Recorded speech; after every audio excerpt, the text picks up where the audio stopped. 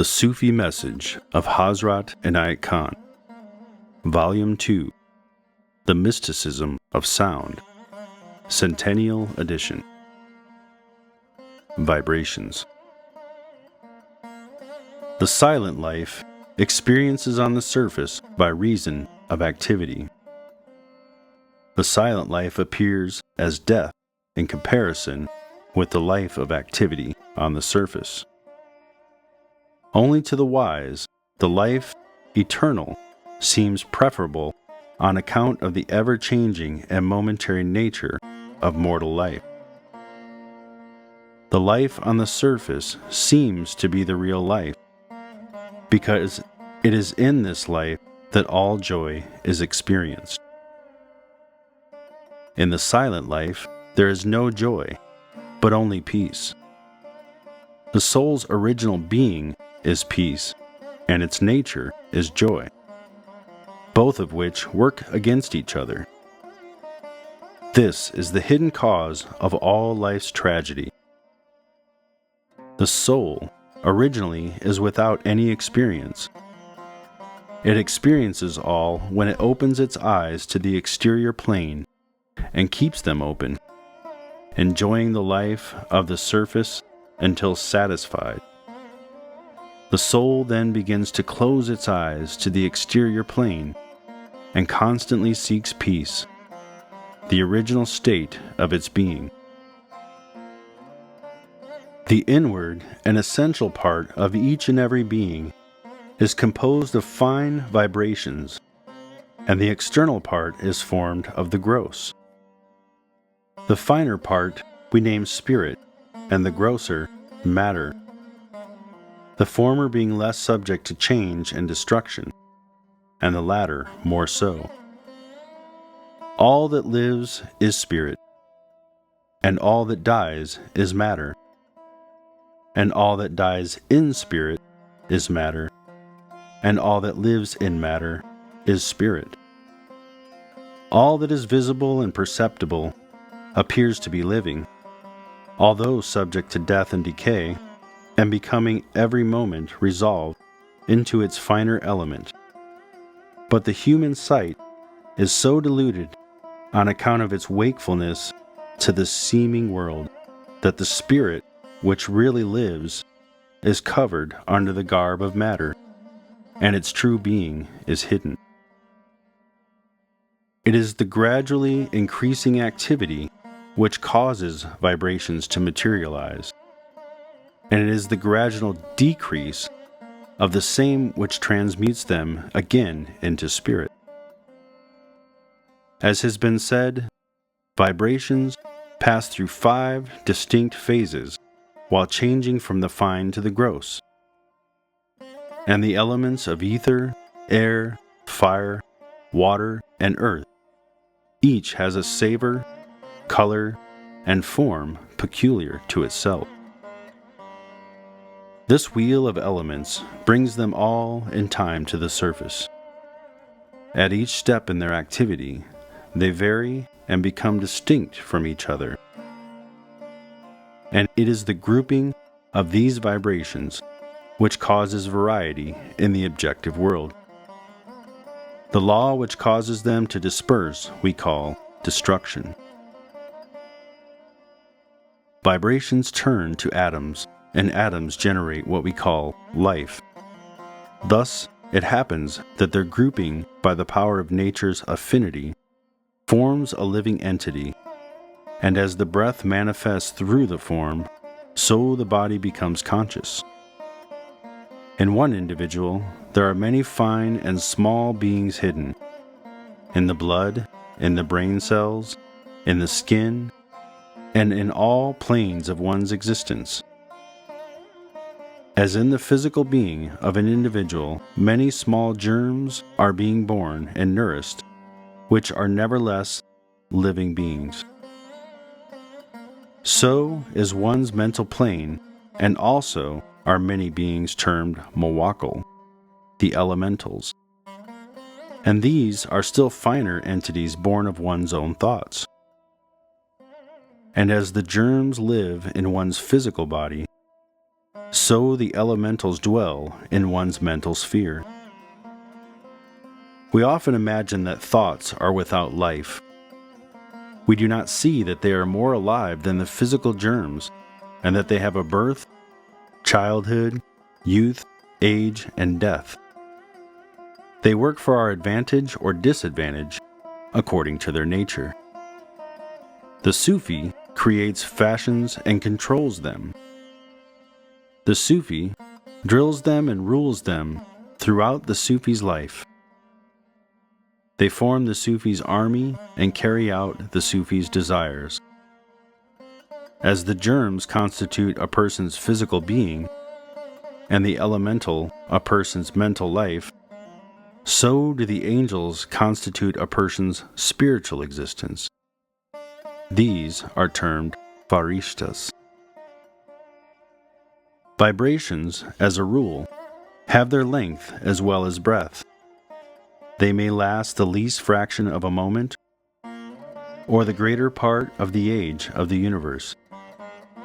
They make different forms, figures, and colors as they shoot forth, one vibration creating another, and thus myriad arise out of one.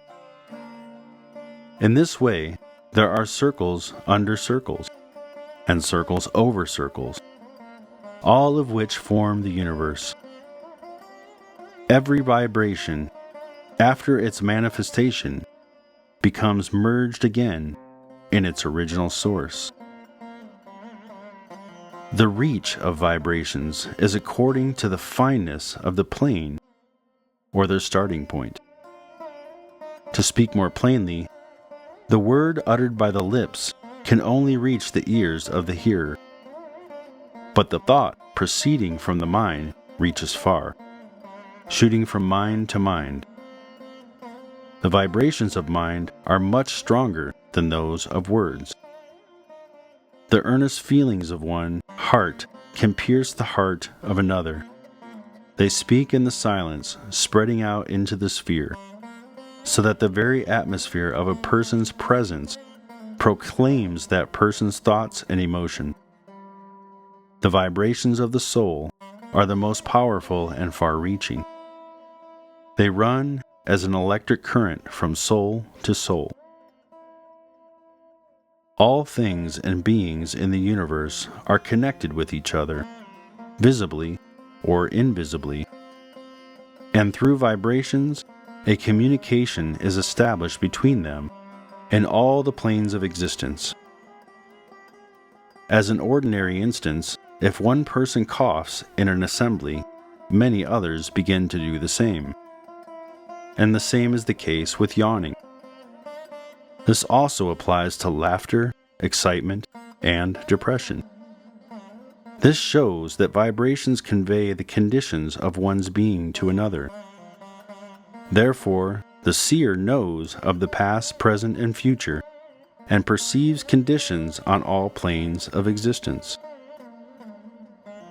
Vibrations work through the cord of sympathy existing between a person and that person's surroundings, and reveal past, present, and future conditions. This explains why the howling of dogs foretells death, and the neighing of horses the approach of danger. Not only animals show this, but even the plants, in times of sorrow, begin to die, and the flowers to fade, while during times of happiness they grow and flourish. The reason why the plants and animals can perceive the vibration and know of coming events while humans are ignorant of them is because humans have blinded themselves with egotism. The influence of vibrations is left on the chair on which one sits, in the bed where one has slept, in the house where one lives, in the clothes one wears, in the food one eats, and even in the street where one walks. Every emotion arises from the intensity of activity of vibrations, which when active in different directions produces different emotions, the main cause of every emotion being activity alone. Every vibration, while active, raises the consciousness to the outermost surface, and the mist caused by this activity collects clouds which we call emotions. The clouds of emotion obscure the clear sight of the soul. Therefore, passion is called blind. The excess of the activity of vibrations not only blinds but weakens the will, and a weak will enfeebles the mind and body. It is the state of vibrations to which a person is tuned that accounts for that soul's note. The different degrees of these notes form a variety of pitches, divided by the mystics into 3 distinct grades. The first grade, which produces power and intelligence, and may be pictured as a calm sea. Second, the grade of moderate activity, which keeps all things in motion, and is in balance between power and weakness, which may be pictured as a sea in motion. Third, the grade of intense activity, which destroys everything and causes all weakness and blindness, which may be pictured as a stormy sea. In the activity of all things and beings, the pitch is recognized by the seer. As a musician knows the key in which any particular music is written, one's atmosphere tells of the grade of activity of one's vibrations. If vibratory activity is properly controlled, we may experience all life's joy and at the same time not be enslaved by it. It is more difficult to control activity when it is once started and on the increase, for it is like trying to control a runaway horse. But yet in the control abides the whole of what is called mastership.